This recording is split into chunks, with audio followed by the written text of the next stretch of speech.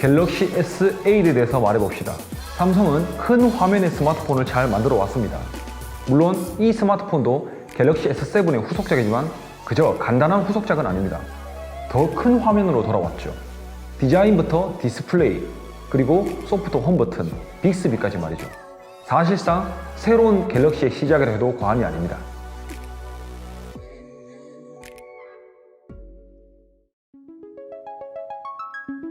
갤럭시 S8을 처음 봤을 때 가장 먼저 눈에 띄는 것은 역시 화면입니다.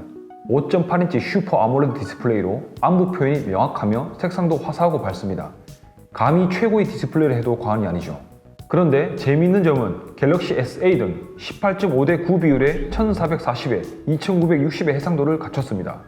이는 갤럭시 S8 플러스와 역시 동일하며 G6보다 가로폭이 조금 더 넓습니다. 삼성은 이 길어진 화면 크기로 인해 한 화면에 더 많은 정보를 담을 수 있다고 말합니다. 물론 틀린 말은 아니죠. 전작인 갤럭시 S7 그리고 갤럭시 S7 플러스와 비교하면 동일한 크기의 더 넓은 화면으로 더 많은 정보를 보여줄 수 있습니다. 문제는 이 해상도를 지원한 앱이 그렇게 많지 않다는 점입니다. 우선 삼성의 기본 앱들과 페이스북, 유튜브 등 대중적인 앱들을 웬만하면 이를 지원하지만 반대로 지원하지 않는 앱들도 존재합니다. 배달의 민족이 대표적인 예라고 할 수 있죠.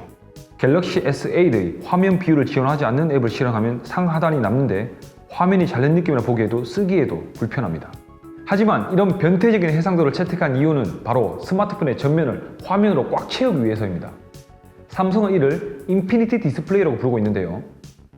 전면 쪽 물리 홈 버튼을 없애고 좌우측 곡선으로 확인된 모습을 확인할 수 있습니다. 이 화면은 특히 영화를 볼 때 그 강점이 드러납니다. 21:9 비율의 일반적인 영화를 갤럭시 S8으로 볼 때 더 길어진 화면으로 인해 상하단의 검정색 빈 공간이 적어지고 화면 크기가 비교적 커지기 때문이죠. 이는 일반적인 16:9 비율의 화면과 비교해보면 확실한 차이를 느낄 수 있습니다. 일반적인 16:9 비율의 영상을 시청할 땐 좌우측에 검정색 빈 공간이 생기지만 우측의 버튼을 통해 강제로 화면 비율을 맞출 수 있습니다. 다만 그대로 위아래가 잘리면서 출력되기 때문에 영상을 원본 그대로 체험하기엔 힘들다고 할 수 있죠. 그래도 크게 불편한 점은 없습니다. 반대로 이렇게 작은 크기의 대형 디스플레이를 갖춘 것이 위의 단점들을 상쇄시킬 만한 최고의 장점이라고도 할 수 있죠. 또 다른 화두는 바로 홈 버튼입니다. 삼성은 물리 홈 버튼이 전면에 사라지고 스크린 내부에 들어갔다고 하는데 사실상 아이폰의 탭틱 엔진과 동일합니다. 홈 버튼을 강하게 누르면 진동을 느낄 수 있으며 물론 설정에서 민감도를 변경할 수 있어 강도의 조절이 가능합니다. 홈 버튼이 없어졌기 때문에 지문인식 역시 후면의 카메라 오른쪽으로 옮겨졌습니다. 물론 이것은 어쩔 수 없는 선택이라고 할 수 있습니다. 최근까지 갤럭시 S7에서 고수하던 디자인에서 탈피하려면 말이죠. 이러한 방향은 구글 픽셀부터 최근에 출시된 G6에는 이미 적용이 되어 있습니다. 문제는 상당히 불편하다는 점입니다. 우선 카메라 오른쪽에 놓여진 탓에 카메라에 손이 가는 실수가 반복되기도 하며 왼손으로 집었을 때 검지가 지문인식 위치까지 끝까지 가기가 자연스럽지 않습니다. 쉽게 말해 왼손잡이 사용자들에겐 많은 적응이 필요해 보입니다.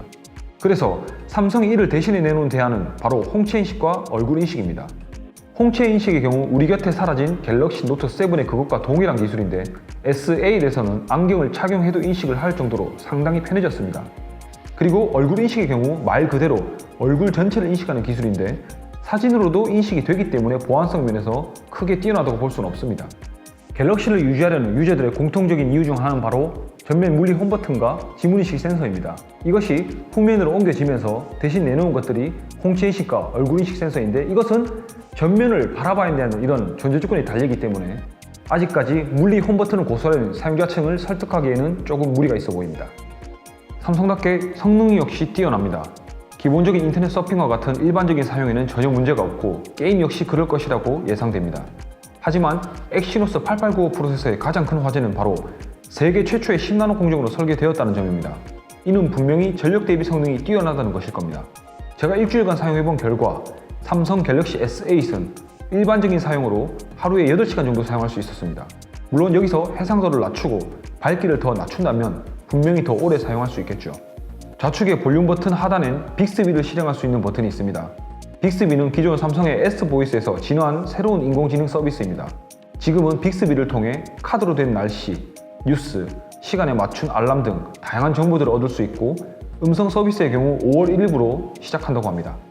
아직 정식 서비스가 시작되지 않아서 쉽게 평가를 내리기 힘들지만 구글과 독립적인 음성 서비스다 보니 쉽게 성공하기는 힘들 것 같습니다.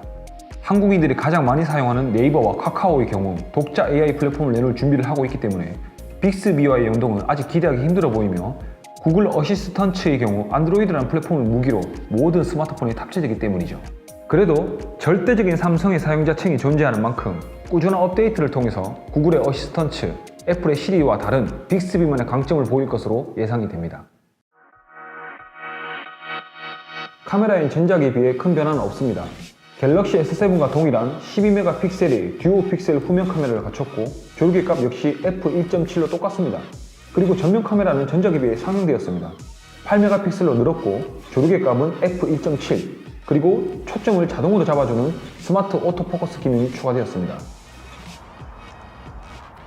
사실 큰 변화는 없습니다. 갤럭시 S7에서 넘어오는 사용자라면 큰 차이를 느끼지 못할 겁니다.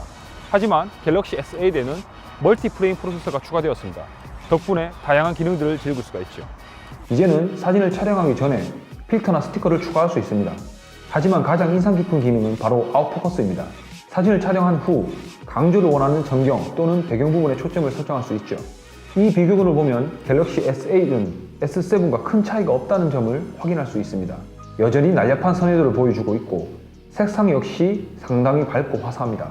S7에 비해서 큰 차이는 없지만 아이폰을 포함한 다른 스마트폰과 비교하면 극명한 차이를 보여줍니다. 전면 카메라 역시 후면 카메라만큼이나 중요하죠. 기본적인 소프트웨어 보정을 통해 피부가 조금 매끄러운 느낌이 있지만 그래도 결과물만 놓고 보면 갤럭시 S8의 확실한 압승입니다. 그리고 8메가픽셀로 늘은 탓에 사진을 확대해보면 조금 더 선명한 모습을 확인할 수 있죠. 어두운 환경에선 갤럭시 S8의 카메라가 더욱 빛이 나는 순간입니다. 기본적으로 스마트 오토포커스로 인해 초점을 빠르게 잡고 전체적인 사진 품질 그리고 노이즈 억제 부분에서 갤럭시 S8이 더 뛰어나다고 할 수 있죠. 갤럭시 S8은 안드로이드 누가 7.0과 삼성의 터치 위주로 작동됩니다. 갤럭시 노트 7의 UI 디자인을 가져와 예전보다 더 밝아지고 차분해진 느낌을 받을 수 있었습니다. 심지어 노트 7의 유적을 찾을 수 있죠. 펜 없이도 스마트 셀렉트를 통해 GIF 파일을 만들 수 있습니다. 그리고 스피커는 전작과 동일하게 하단 우측에 위치하고 있습니다.